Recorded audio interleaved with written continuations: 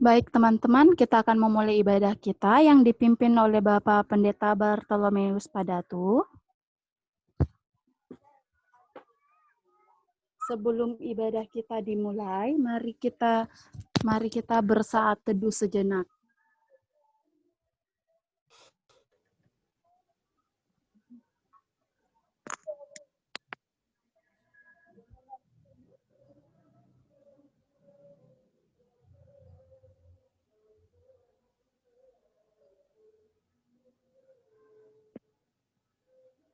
Baik teman-teman, mari kita menyanyikan Mars GP.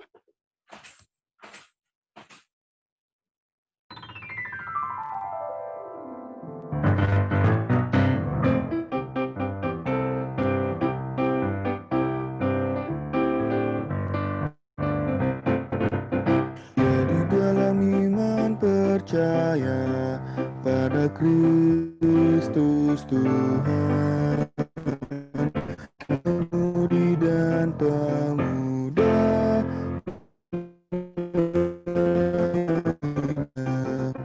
pada gereja dan masyarakat, kami hadir di dalamnya.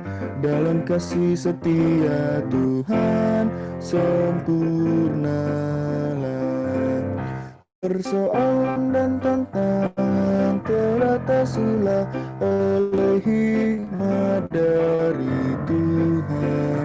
Kami siap mewujudkan sosok yang benar. Itu beban serta tanggung jawab pemudi dan pemuda.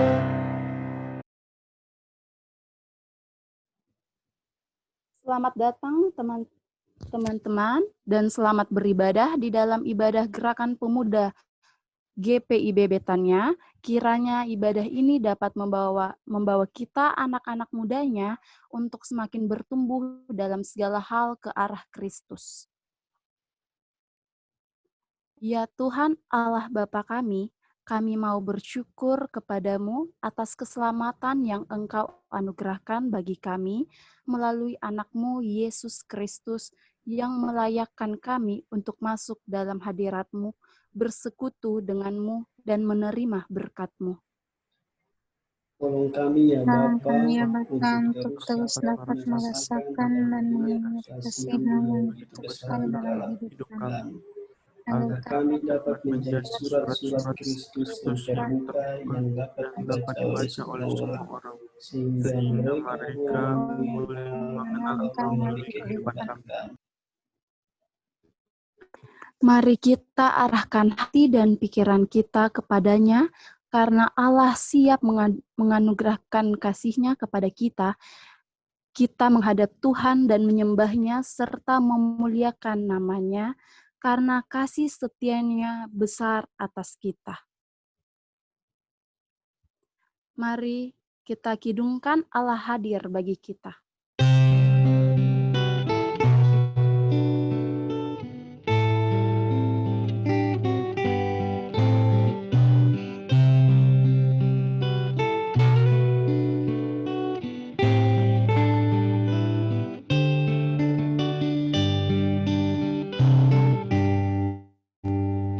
Allah hadir bagi kita dan hendak memberi berkat.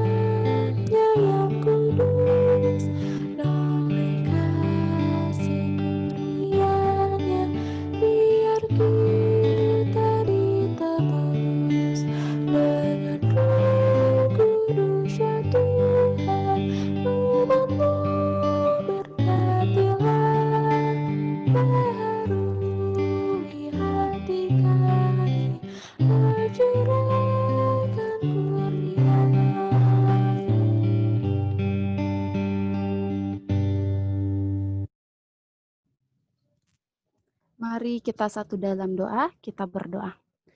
Terpuji-pujilah Engkau ya Allah Bapa, di dalam nama Tuhan Yesus Kristus. Kami panjatkan syukur dan kami berterima kasih atas hari ini yang telah Tuhan Yesus anugerahkan kepada kami. Terima kasih ya Bapa, karena kami boleh melakukan segala aktivitas kami sepanjang hari ini, dan Tuhan Yesus masih memberikan kami kesempatan dan waktu untuk berkumpul melalui virtual akun ini ya Bapa, untuk memulai ibadah kami. Mari Tuhan Yesus hadir di tengah-tengah peribadahan kami ya Bapa, karena kami yakin dan percaya Tuhan Yesus selalu menyertai kami. Tuhan Yesus selalu memberkati ibadah ini dari awal pertengahan hingga pada akhirnya, sehingga ibadah ini boleh berjalan dan boleh dilaksanakan seturut dengan kehendak-Mu. Hanya di dalam nama Tuhan Yesus Kristus kami sudah berdoa dan mengucap syukur pada Bapa di sorga.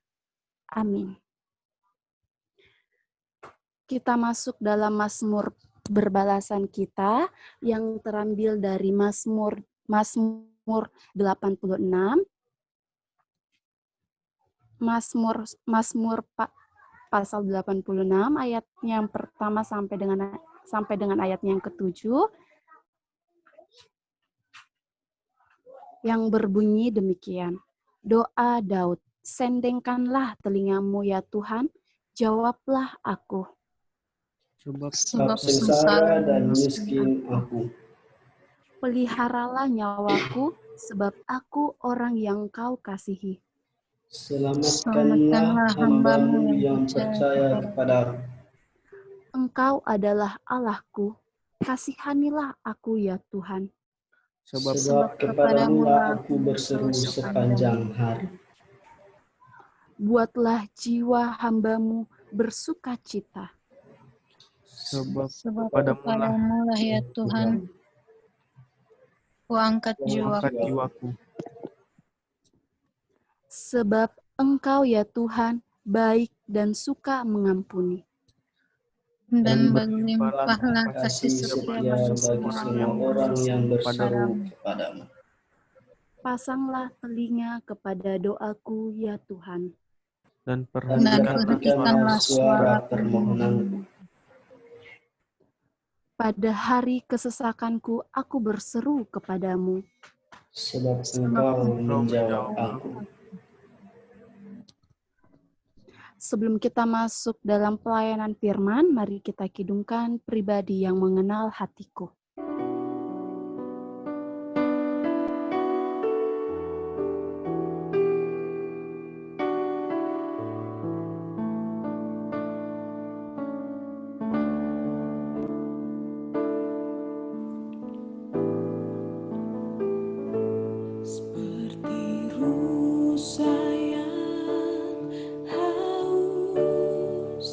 Rindu aliran sungai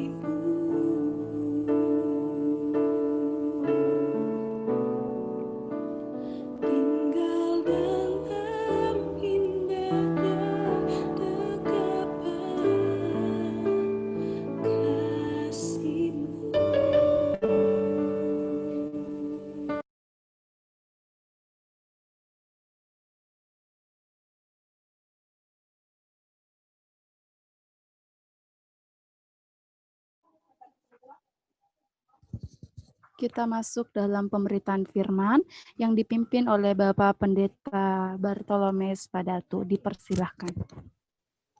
Ya, terima kasih. Kita akan masuk dalam pembacaan firman, tapi sebelumnya kita berdoa. Mohon wish bangunan untuk berdoa. Wish. Iya, Pak. Ya, silakan dibuka videonya.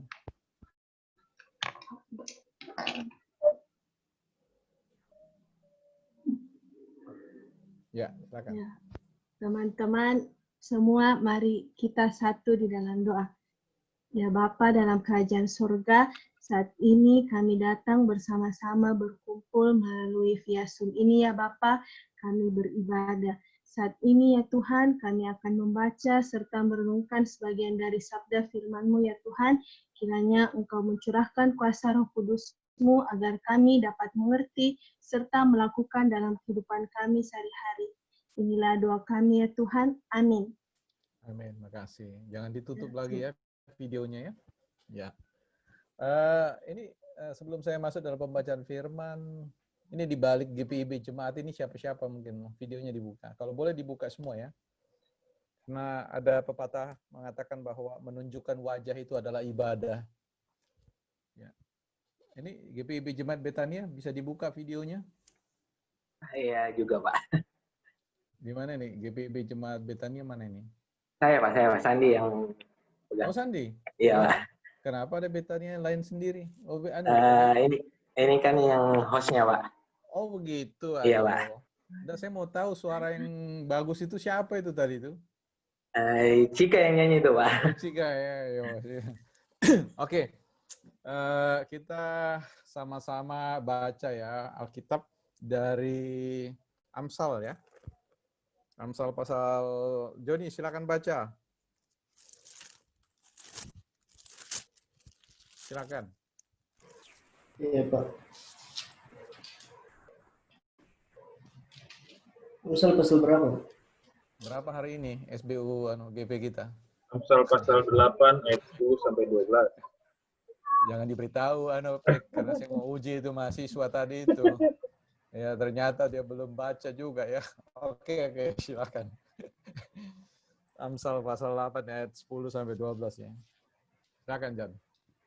Amsal pasal 8 ayat 10 sampai 12. Terimalah didikanku lebih daripada perak dan pengetahuan lebih daripada emas pilihan.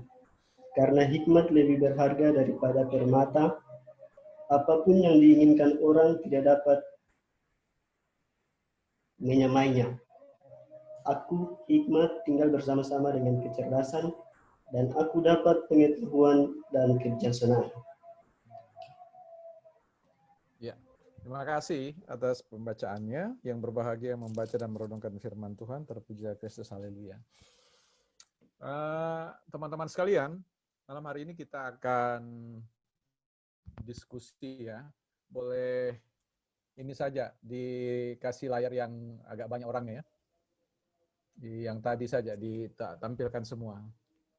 Yang tadi seperti awal tadi gimana? Mana hostnya? Sandy? Oke Pak, tunggu Pak. Ya, oke. Supaya kita rata toh. Supaya saya bisa tengok semua.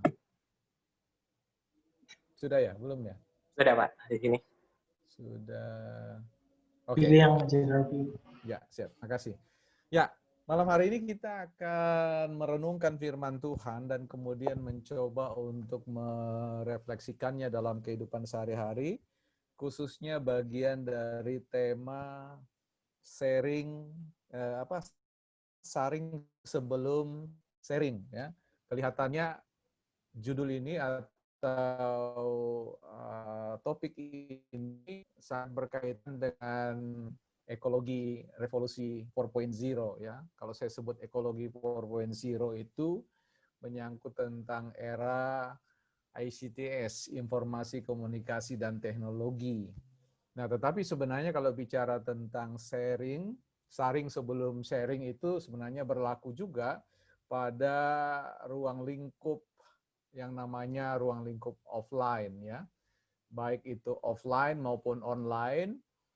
pentingnya saring sebelum sharing itu berlaku ya. Jadi tidak hanya pada konteks sosial media yang hari-hari ini atau belakangan ini menjadi platform yang sangat familiar bagi kita semua. Nah, saya sedikit memulai diskusi kita pada malam hari ini dengan mau bicara tentang kekeliruan beberapa orang dalam membedakan, memahami bahwa ruang yang sekarang kita huni ini, ruang Zoom ini, banyak orang berpikir bahwa ini adalah ruang maya, ruangnya maya ini kayaknya. Ruang maya ya. Sehingga ada juga yang mengembangkan istilah tatap maya ya. Tatap maya. Sebenarnya istilah ini, konsep ini tidak tepat ya. Apa yang kita hinggapi atau apa yang kita isi dalam ruang ini sebenarnya ini adalah ruang yang sifatnya ruang virtual. Ruang virtual itu bukanlah ruang maya, tetapi ruang yang sifatnya nyata, ya.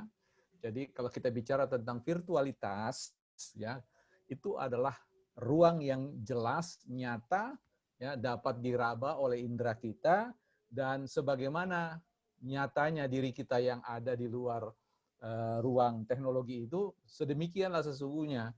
Jadi dia merupakan perwakilan dari kehadiran diri kita yang nyata ini. Jadi jangan pernah memandang bahwa keberadaan kita di dalam media sosial itu sebagai kehadiran yang maya, artinya bukan nyata. Sebab inilah ya masalah yang paling menjegal atau membuat orang tersandung karena dia memahami ruang media sosial itu sebagai ruang maya, ya tidak nyata dan sebagainya. Padahal itu adalah ruang nyata, ruang virtual yang kenyataannya, yang kemayaannya adalah nyata, ya. Tidak sulit ya kalau saya ngomong begitu ya. Ya, nah kita akan diskusi terkait dengan ini.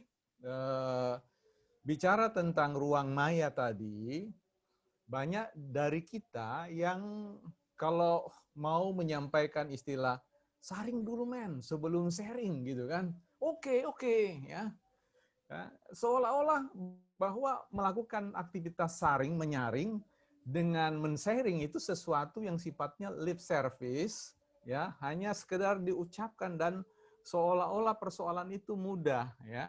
Persoalan itu mudah. Seolah-olah membalik telapak kanan. Oke, sip lah. Kita nanti saring dulu baru sebelum sharing. Tapi yang menjadi sebuah pertanyaan adalah how?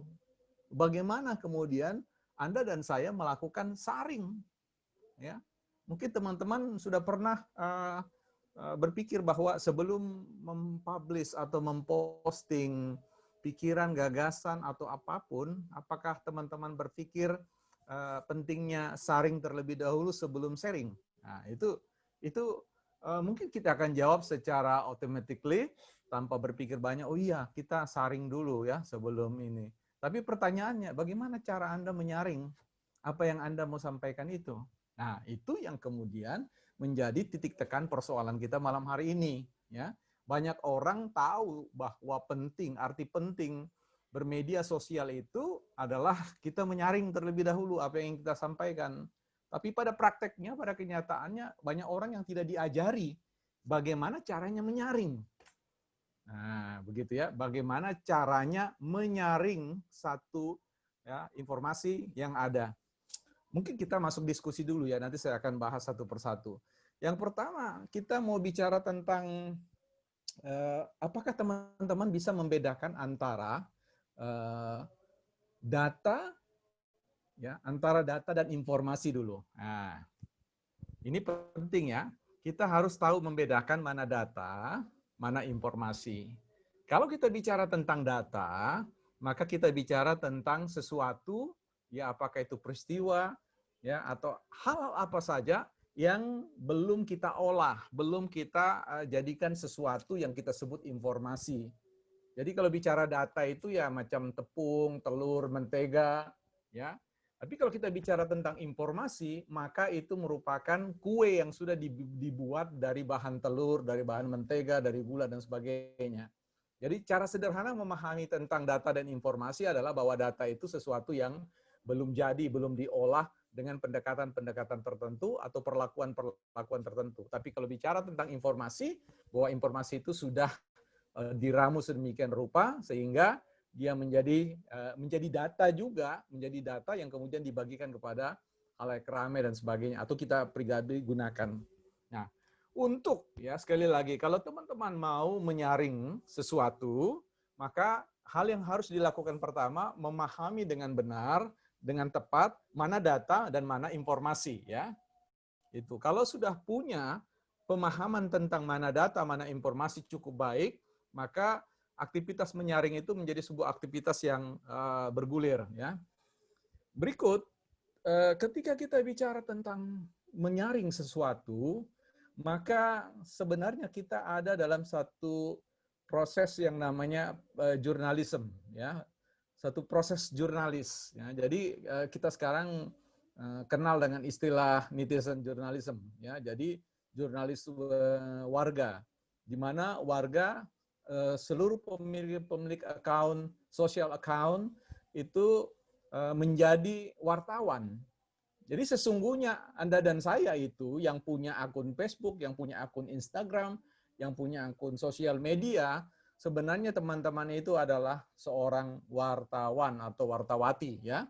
Orang yang mewartakan. Sebenarnya kalau kita bicara tentang profesi wartawan ini, sebenarnya profesi yang sifatnya juga cukup tua karena dia sejalan dengan pemberitaan sebagaimana yang kita baca di dalam Alkitab, bahwa dunia Alkitab, dunia para pelayan, dunia para rasul, dunia para nabi, itu lekat dengan aktivitas yang namanya warta, ya, jadi pewarta.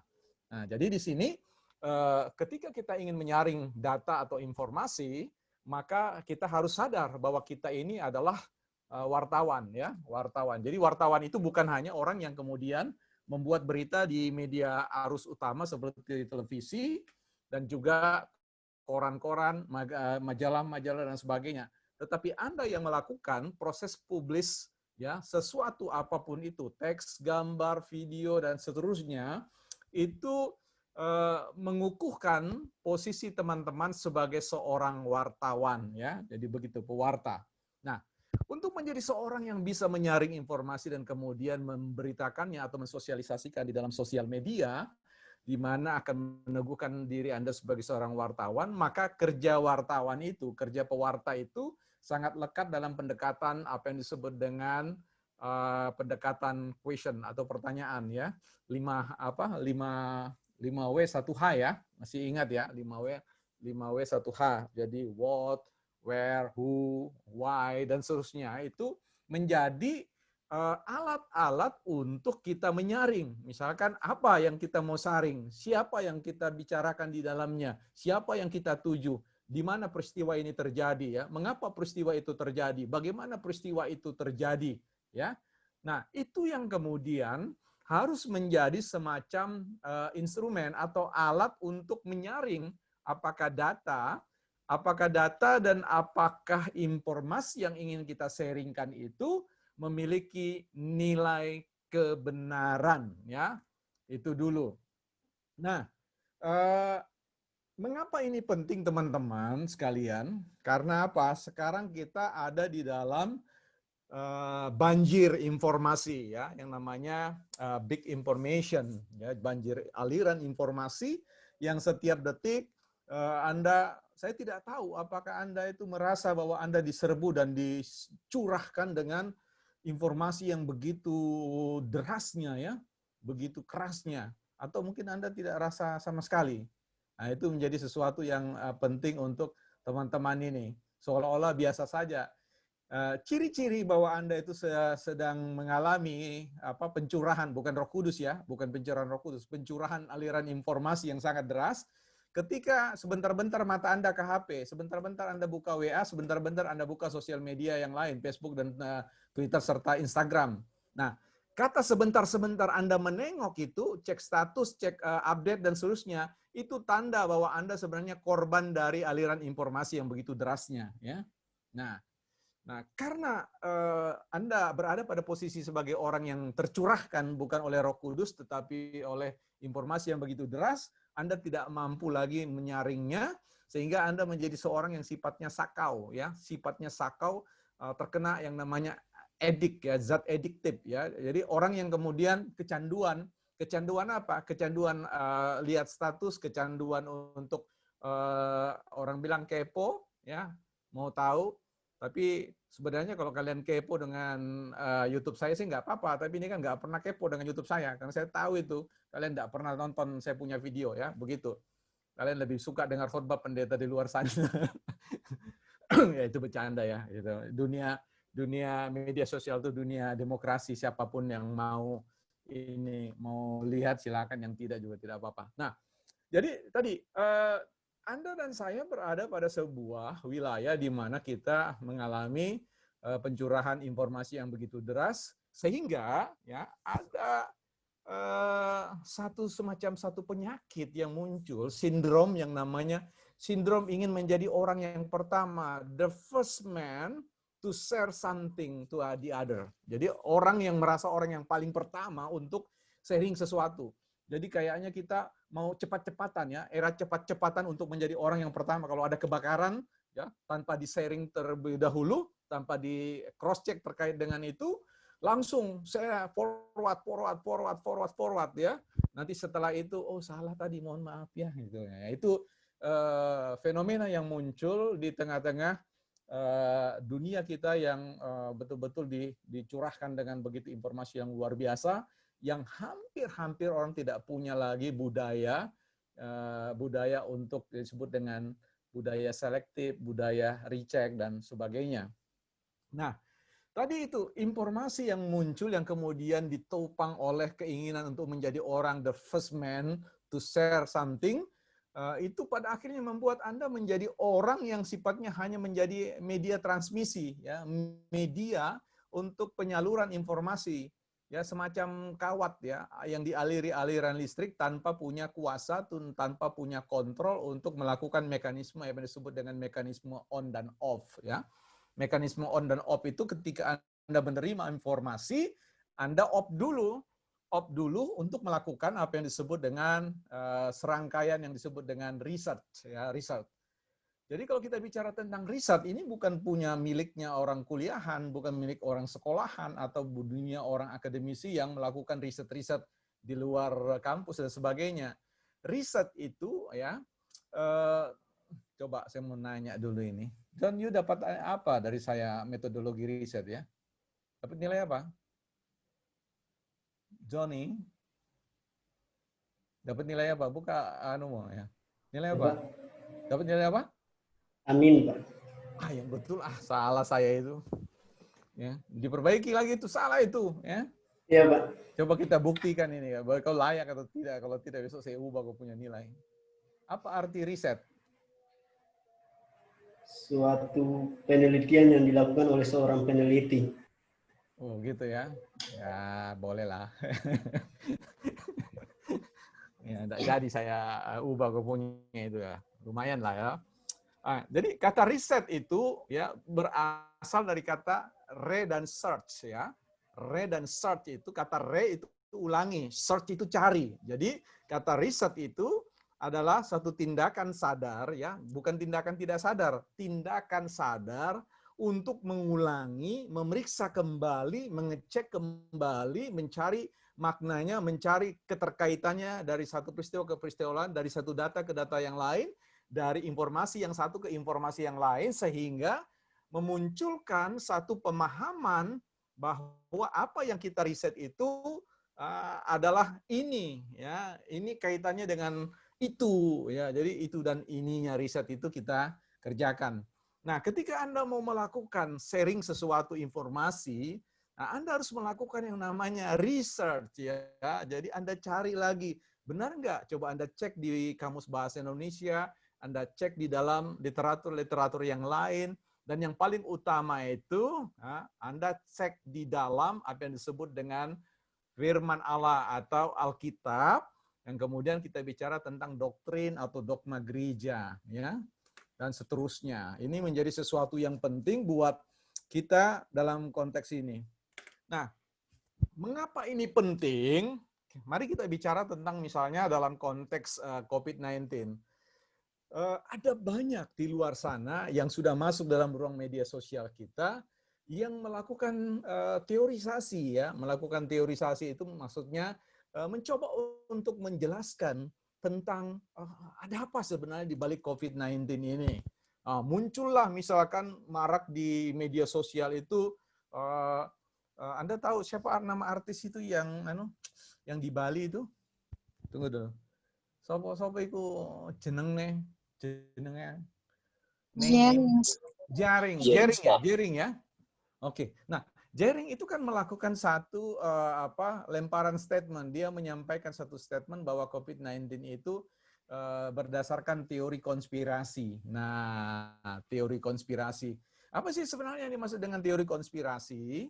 Kita bicara tentang teori konspirasi.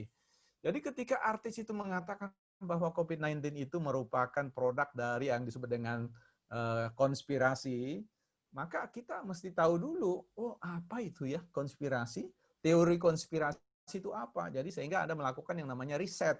Siapa ya yang pertama bicara tentang teori konspirasi? Apa maksudnya teori konspirasi? Ya. Setelah Anda melakukan penjelajahan tentang hal itu, Anda membaca literatur-literatur tentang banyak hal dari sisi COVID-19, maka Anda mulai menarik sebuah kesimpulan bahwa, wah, enggaklah, masa sebegitunya kau pakai teori konspirasi, karena teori konspirasi itu adalah suatu rekayasa ya tertentu dalam rangka memenuhi satu tujuan atau target tertentu untuk kepentingan kelompok mereka masing-masing. Nah, itu disebut dengan teori konspirasi.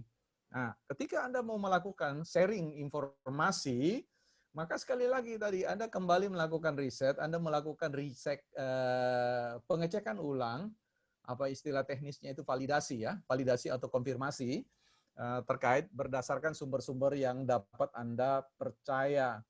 Nah, ini penting karena apa? Seringkali anak-anak muda ini mendasarkan sumber-sumber informasi itu bukan pada sumber-sumber yang terpercaya, ya.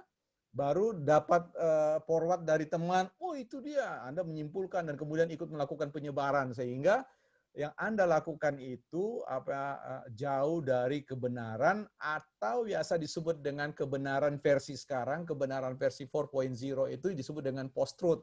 Ya, post-truth itu adalah kebenaran pasca kebenaran.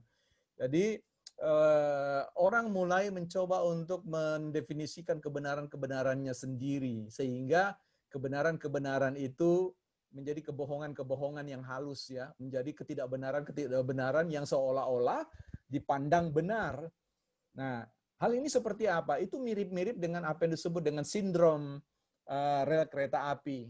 Anda atau sebut saja gini, kalau Anda pernah menggambar waktu SD, Anda menggambar gunung, pertanyaannya selalu orang membuat jalannya itu di tengah-tengah ya. Ya, jadi dia buat gunung begitu, baru di tengahnya runcing dia punya jalanan begitu ya. Nah, kalau kita lihat dari jauh, ini sama seperti rel kereta api. Kalau kita berdiri di rel kereta api dan melihat di kejauhan, kita melihat seolah-olah jalanan atau rel itu nyambung begini ya, ketemu. Tapi setelah kita lakukan perjalanan, kita menelusuri rel atau jalan itu, kita akan melihat ternyata rel itu, jalan itu terpisah begitu. Nah, sama dengan ketika Anda melakukan sharing sesuatu di dalam media sosial, seringkali mungkin Anda menganggap bahwa itu sebuah kebenaran. Padahal ketika Anda melakukan riset, ya, ketika Anda mengecek barang itu dengan melakukan jurnalisme 5W1H, ya, maka Anda akan temukan, wah ternyata salah itu. Nah, bayangkan ketika Anda salah menyampaikan kebenaran dan kebenaran itu ditelan oleh orang lain, maka Anda itu ibarat orang yang memasukkan orang itu dalam jurang, ya. Menyesatkan orang lain itu sama seperti dalam bahasa Alkitab mengatakan lebih baik orang itu diikatkan batu di lehernya dan ditenggelamkan ke dasar sungai kalau dia membuat orang menyimpang dari kebenaran. Ya. Ini penting sekali teman-teman ketika kita mau bicara tentang kebenaran itu. Nah, jadi konteks post-truth itu, sesudah kebenaran, era sesudah kebenaran itu orang rame-rame untuk mendeklarasikan, wah ini benar, wah ini benar, betul, betul, betul. Padahal ya, kadang-kadang video yang di-share itu sudah 5 tahun atau 10 tahun yang lalu tapi diangkat ulang ya. Nah, ini penting. saya mau menambahkan belakangan ini, mungkin Anda pernah mendengar deklarasi bahwa ditemukannya sebuah obat COVID-19, ya kemudian adanya obat tradisional yang kemudian diposting ke ini dapat menyembuhkan COVID-19 dan seterusnya. Kita masuk ke dalam apa yang disebut dengan kewarasan atau ketidakwarasan ilmiah, ya. Artinya apa? Sekalipun apa yang diseringkan itu merupakan sebuah produk ilmiah, seringkali tujuan akhirnya itu disalahgunakan, ya, tidak waras, ya. Jadi ada orang meneliti ketika dia tahu hasilnya A, tapi kalau dia bicara A maka dia akan mengalami kerugian, maka dia setel, ya, menjadi hasil B. Nah, itu ketidakwarasan, ya, ilmiah. Jadi orang sudah mendapatkan temuan tentang kebenaran, tapi kebenaran itu disembunyikan dan kemudian disampaikan versi kebenaran yang lain. Biasanya itu kalau ada survei politik, ya, kalau misalkan saya menyewa orang lain untuk saya maju di pemilihan gubernur Sulawesi Selatan, saya menyewa periset-periset, orang-orang yang akan meriset tentang popularitas saya di Makassar.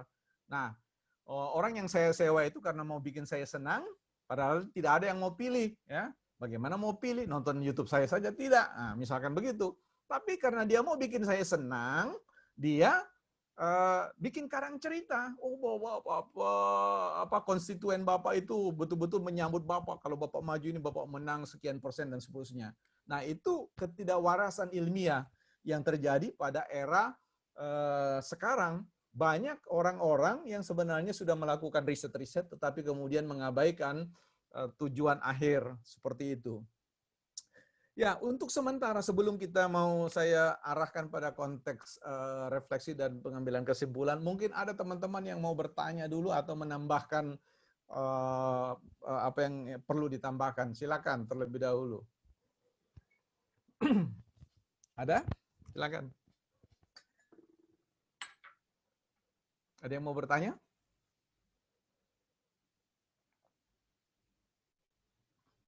Fik, mau tambah Fik? Silakan, Fik. Cukup Pak Pendeta? Hah? Cukup. Wih, cukup ya. Maksudnya cukup sudah atau cukup apa ini? Kalau cukup sudah kita berhenti, toh. Ya. Siapa? William ya, mau nanya atau apa semua? Cukup juga. Ya, jangan tegang sekali ya kalau kita ini karena versi ibadah virtual ini, versi ibadah daring ini kita lebih baik itu ngomong-ngomong sama-sama toh, sama-sama menyampaikan firman. Ya, ada? Saya kasih kesempatan. William? Belum ada, Pak. Belum ada. Jangan nggak bilang nanti siapa Pak yang akan jadi ketua GP. Jangan ya pertanyaan. Ya. Nah, kita kalau tidak ada saya lanjutkan ya. Jadi pentingnya sharing sebelum pentingnya saring sebelum sharing itu kalau dalam konteks ini sekarang ini kita perlu menjadi pemuda yang gemar membaca. Nah, ini pemuda yang gemar membaca. Membaca itu bukan milik anaknya sekolahan ya.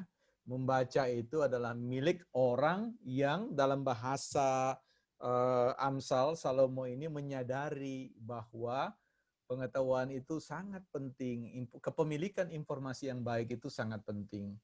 Di dunia ini ada beberapa jenis orang yang saling apa yang disebut dengan show authority ya, menunjukkan kekuasaannya. Ada orang mengambil panggung kekuasaan itu dengan menunjukkan otoritas posisi politik ya, misalkan otoritas posisi politik itu misalnya pejabat begitu ya. Kalau dalam gereja, otoritas posisi PHM misalkan, otoritas posisi pendeta jemaat, KMJ atau vikaris itu kan otoritas posisi ya, atau penatua dan diaken atau koordinator atau ketua GP atau apa itu otoritas posisi. Dalam bahasa sekulernya otoritas politik ya, otoritas politik orang yang karena jabatannya ya dapat menegaskan mengambil keputusan tertentu. Itu satu. Ada juga orang yang so different dengan posisi yang dengan keberdayaan secara kalau tadi politik ada keberdayaan secara finansial ya. Jadi orang yang punya uang itu biasanya mendikte orang yang tidak punya uang ya. Seperti itu. Nah, ada juga orang yang punya otoritas posisi dengan yang namanya kepemilikan otot ya. Jadi kalau ototnya agak adere ya gitu ya. Begitu adere biasanya itu dia akan tunjukkan itu dan tekan orang-orang yang ototnya kempis ya. Nah, itu dia otoritas posisi dengan kebugaran fisik. Tapi ada juga orang yang otoritas posisi, different, yang menunjukkan jati dirinya dengan apa yang disebut dengan kepemilikan knowledge, ya, kepemilikan pengetahuan, ya. Bisa misalkan strata pendidikan, ya, mentang-mentang dia master, mentang-mentang dia sarjana, mentang-mentang dia doktor, mentang-mentang dia profesor, maka orang lain ditekannya begitu ya. Karena kalau misalkan orang-orang doktor, profesor, kalau dia bilang begini, itu kecut orang sudah takluk sudah orang itu. Padahal dia bilang begini, luar biasa pemikiran itu ya. Nah, jadi seringkali orang salah mengerti tentang penggunaan otoritas posisi. Nah, di sini kita bicara tentang apa yang Salomo katakan pada ayat yang ke-10, terimalah didikanku lebih daripada perak dan pengetahuan lebih daripada emas pilihan, karena hikmat lebih berharga daripada permata. Jadi sebenarnya Salomo ingin mengatakan bahwa kekayaan yang datang pada dirinya itu sebenarnya bisa dilampaui dengan kepemilikan bukan sekedar pengetahuan. Ada perbedaan antara kepemilikan pengetahuan dengan kepemilikan hikmat. Ya, orang bisa saja cerdas, orang bisa saja punya pengetahuan, tetapi orang tidak punya hikmat. Apa yang dimaksud dengan hikmat ini? Orang yang punya hikmat itu biasanya tepat penggunaan. Jadi mampu memanfaatkan data, informasi, pengetahuan itu untuk kepentingan-kepentingan yang baik, untuk kepentingan-kepentingan yang bisa memberikan keuntungan bagi orang lain ketika itu disampaikan, ya. Jadi misalkan pengetahuan yang saya miliki, kalau kemudian saya sampaikan itu hanya bermanfaat bagi diri saya, maka saya orang yang tidak berhikmat.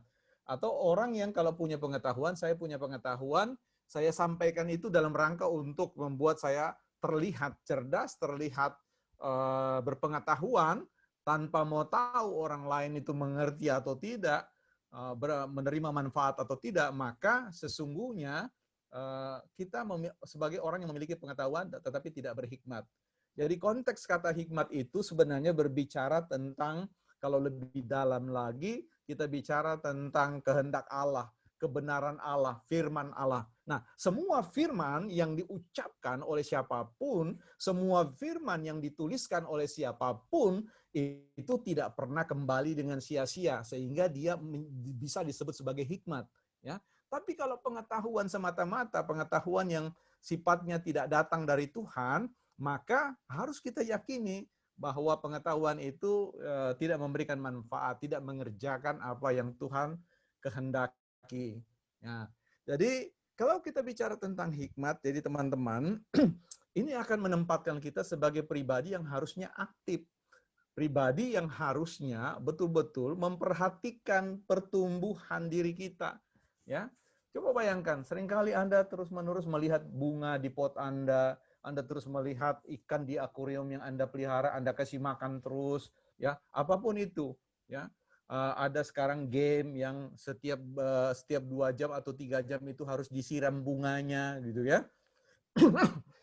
Siapa yang main-main itu taruh di HP-nya game yang setiap 2-3 jam itu bunga-bunga itu harus disiram, ya, seperti itu. Dan ada banyak lagi seperti hal-hal yang lain.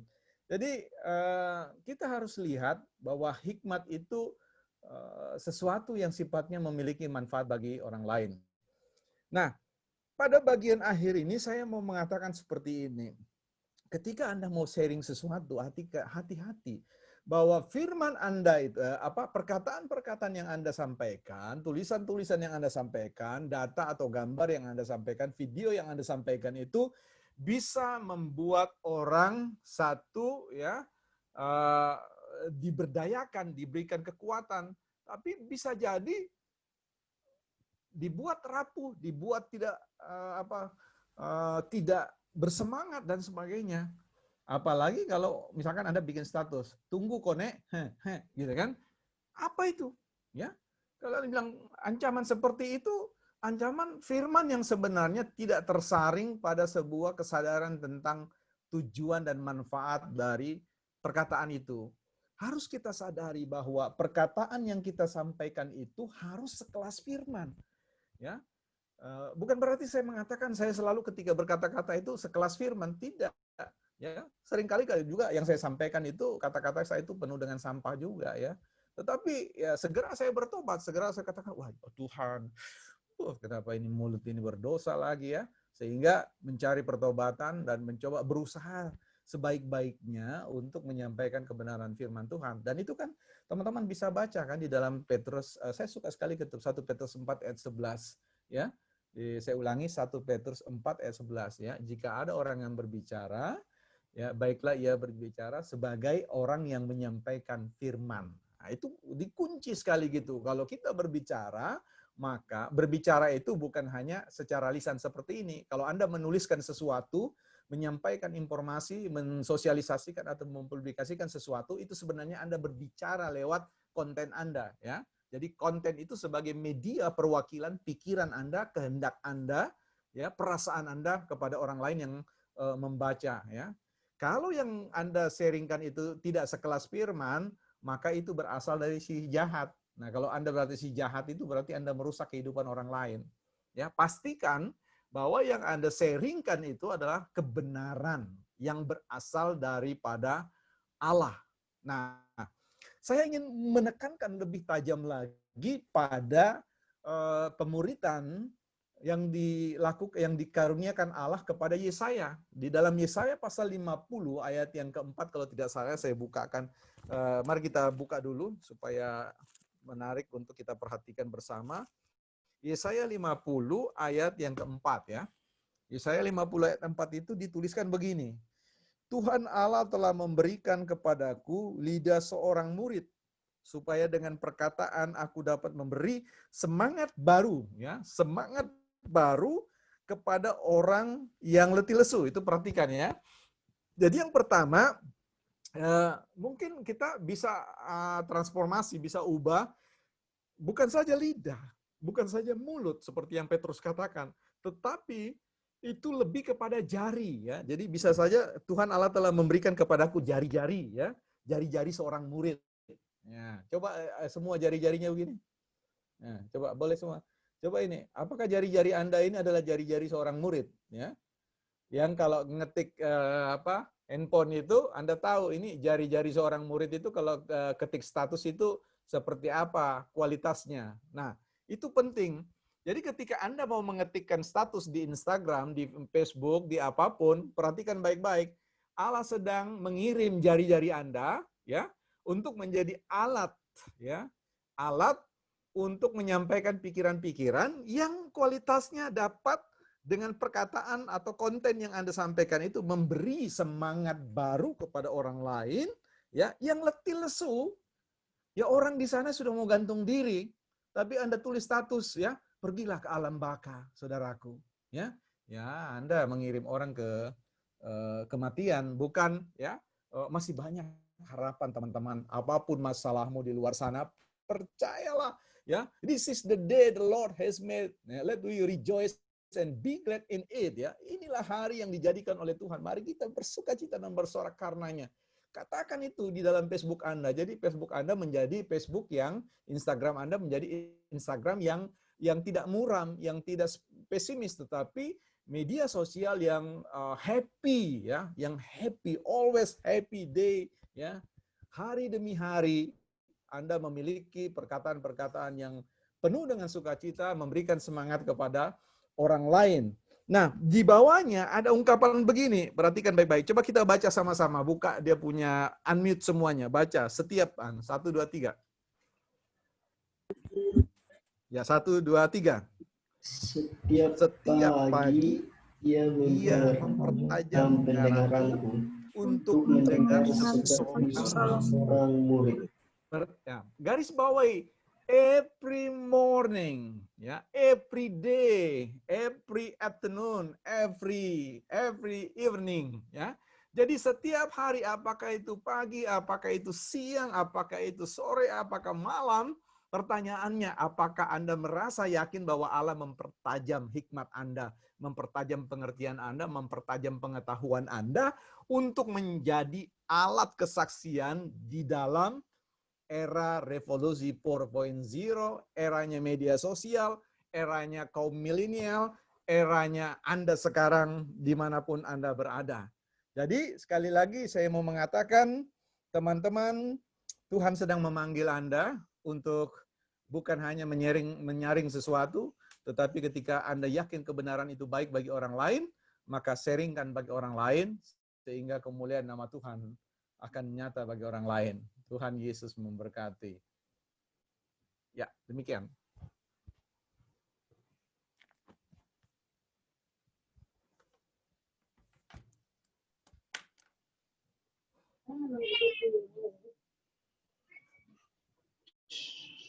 Kita masuk dalam nyanyian respon dan disertakan dengan ajakan memberi persembahan. Kita kidungkan di Kidung Jemaat 337, betapa kita tidak bersyukur.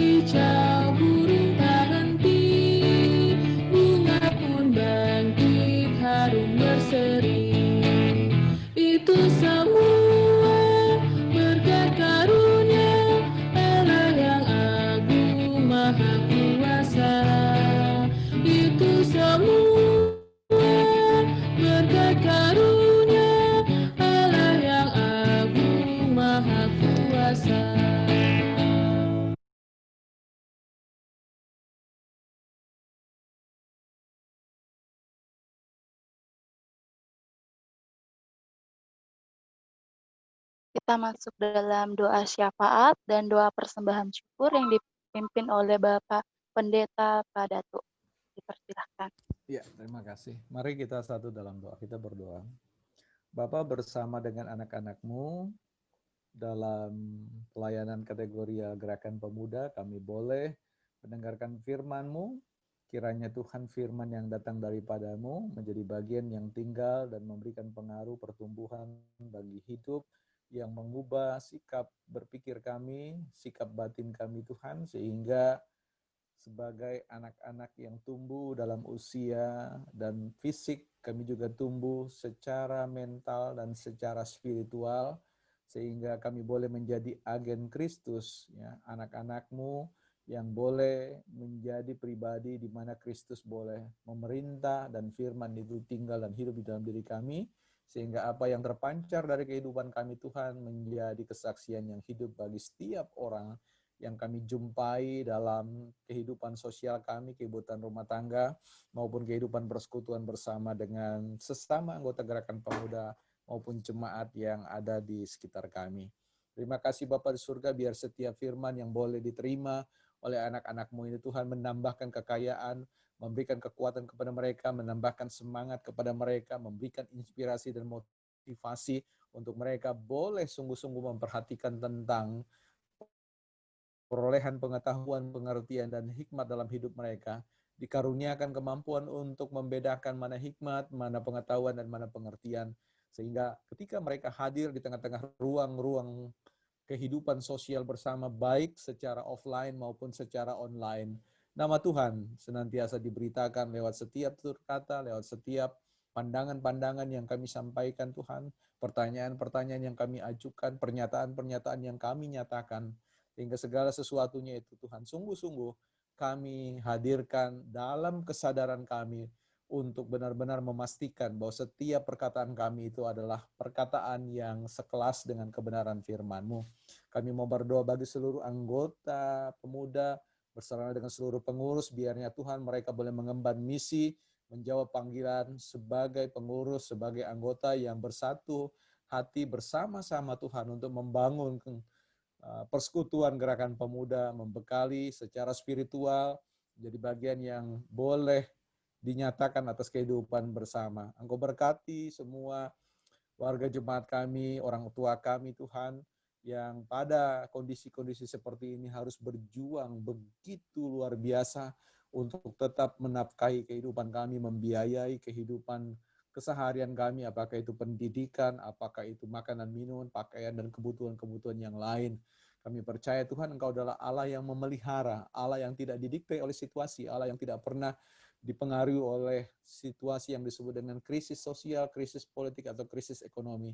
Sebab Engkaulah yang semua dapat mengubah kondisi yang kami percaya sedari awal ketika kami beriman kepadamu bahwa rancangan-Mu atas hidup kami adalah rancangan damai dan sejahtera selalu. Karena itu, teguhkan hati setiap anak-anak muda, jiwa muda ini Tuhan, untuk percaya bahwa kemanapun, dimanapun mereka berada, Tuhan berkarya dalam hidup mereka, roh yang ada di dalam diri mereka jauh lebih kuat dari roh manapun yang ada di muka bumi ini. Bersama dengan Pak Pendeta Junior Johari, Vikaris Octavianus Subayang, dan semua Tuhan, hamba-hamba Tuhan yang lain yang boleh menjadi satu kesatuan dalam penata layanan. Engkau berkati, tambahkan hikmat mereka, kecakapan mereka, kemampuan mereka di dalam turut memberitakan kebenaran firman-Mu. Apa yang telah kami berikan pada malam hari ini dengan persembahan kami Tuhan, biarlah Engkau memberkati, supaya apa yang kami kumpulkan sedikit demi sedikit ini Tuhan menjadi bermanfaat bagi penata layanan, pembiayaan penata layanan dalam lingkup kehidupan gereja kami Tuhan. Terima kasih Bapa di surga, inilah kami yang datang di dalam nama Tuhan Yesus Kristus yang telah mengajar kami berdoa bersama-sama. Bapa kami di surga, dikuduskan nama-Mu, datanglah kerajaan-Mu, jadilah kehendak-Mu di bumi seperti di surga. Berikanlah kami pada hari ini makanan kami yang secukupnya, dan ampuni atas kesalahan kami, seperti kami juga mengampuni orang bersalah kepada kami. Dan jangan bawa kami dalam pencobaan, tetapi lepaskanlah kami daripada yang jahat. Karena Engkau yang punya kerajaan dan kuasa dan kemuliaan sampai selama-lamanya. Amin.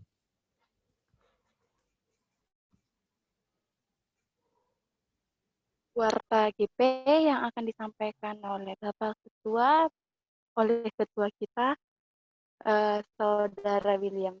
Sorry.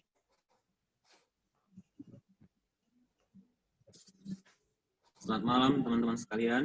Selamat malam Pendeta, mewakili teman-teman pengurus Gerakan Pemuda,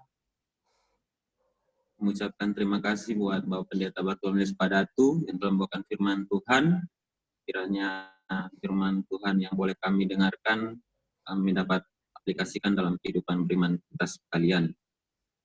Terima kasih juga buat teman-teman yang telah mempersiapkan ibadah Gerakan Pemuda pada malam hari ini, teman-teman dari tim musik, multimedia, dan liturgos. Terima kasih untuk pelayanannya pada malam hari ini. Tuhan Yesus memberkati pelayanan kita semua. Info untuk gerakan pemuda, kita akan bertemu kembali pada ibadah hari Senin, pada gerakan pemuda, seperti biasa via Zoom. Untuk informasi lebih lanjut akan diinfokan di grup gerakan pemuda. Demikian Warta GP. Terima kasih.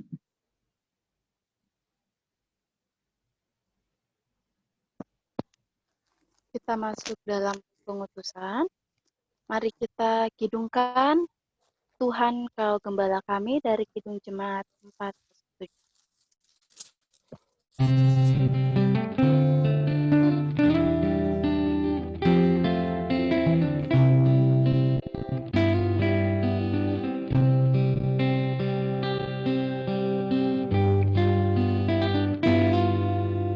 Tuhan Kau Gembala kami, tuntun kami domba-Mu. Berilah kami menikmati hikmat pengorbanan-Mu. Tuhan Yesus, Juru Selamat, kami ini milik-Mu.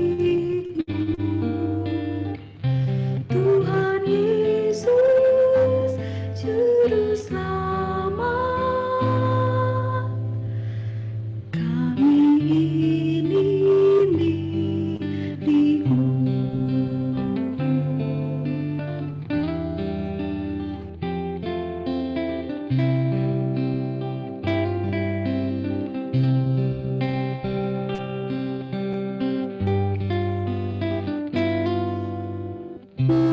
Kehendak-Mu kami cari, ingin turut maksud-Mu. Tuhan isi hati kami dengan kasih-Mu penuh. Tuhan Yesus, Juru Selamat, tak terhingga kasih-Mu. Tuhan Yesus, Juru Selamat, tak terhingga kasih-Mu.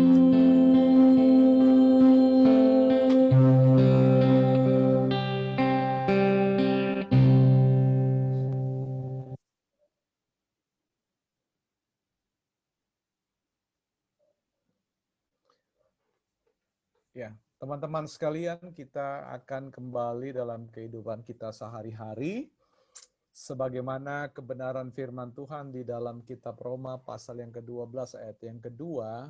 Kita dipanggil untuk senantiasa melakukan pekerjaan rumah kita, yaitu melakukan pembaharuan akal budi kita, dan berdasarkan pada pembaharuan akal budi yang dikerjakan dari hari ke hari. Kenapa? Karena iblis nantiasa akan mengacaukan pikiran kita dari hari ke hari. Karena itu, coba evaluasi diri kita, evaluasi semua perkataan-perkataan kita, evaluasi apa saja yang kita pikirkan dan yang kita rasakan. Jangan-jangan itu berasal daripada si jahat. Ya, Tuhan, roh Allah yang ada di dalam diri kita adalah roh yang akan mengerjakan bersama-sama dengan roh kita untuk kemuliaan nama Tuhan lewat kerja-kerja sadar kita, untuk memuliakan Tuhan lewat setiap perkataan, lewat setiap tulisan, lewat setiap apapun yang kita sharingkan dalam dunia media sosial. Karena itu, berdasarkan keyakinan iman kita, mari kita datang kepada Tuhan untuk menerima berkat-Nya. Tuhan memberkati engkau dan melindungi engkau. Tuhan menyinari engkau dengan wajah-Nya dan memberi engkau kasih karunia. Tuhan menghadapkan wajah-Nya kepadamu dan memberi engkau damai sejahtera. Amin. Amin. Amin. Tuhan Yesus memberkati.